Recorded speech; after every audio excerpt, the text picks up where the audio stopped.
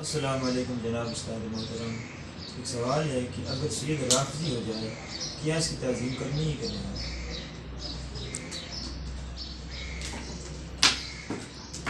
जी वालेकुम अस्सलाम वरहमतुल्लाहि वबरकातुहू। बहुत ही आपने इम्पोर्टेंट मसला पूछा है, अकीदे का मुतालिक मसला पूछा है।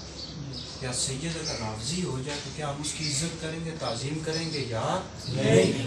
अब ये सोशल मीडिया पर आजकल लोगों ने बहुत ज़्यादा फैलाया हुआ है कि सैयद अगर बदमज़हब भी हो जाए तो भी उसकी ताज़ीम करेंगे। अब इससे मुराद क्या है भाई, समझो।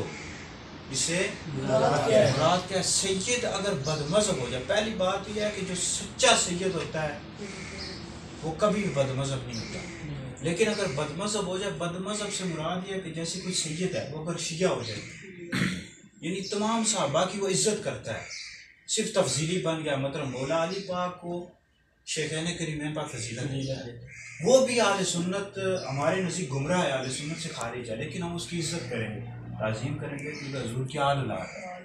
लेकिन अगर सैयद राफ़ज़ी हो जाए, यानी राफ़ज़ी का मतलब है किसी सहाबी को गाली देता है, बुरा भला कहता है, हज़रत अमीर मुआविया रज़ियल्लाहु ताला अन्हु या किसी भी सहाबी को, उसकी ताज़ीम करना हराम है, उसकी हरगिज़ भी इज्जत नहीं करेंगे।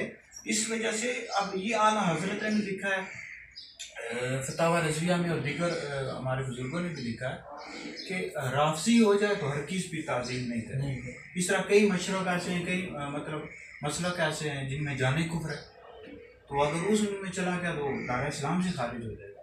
तो बहरहाल अगर तफजीली है तो फिर तो ताज़ीम करें, इज्जत करें। लेकिन अगर राफ़ज़ी हो गया है, सहाबा को गाली देता है, उसकी हरगिज़ भी ताज़ीम और इज्जत नहीं करेंगे।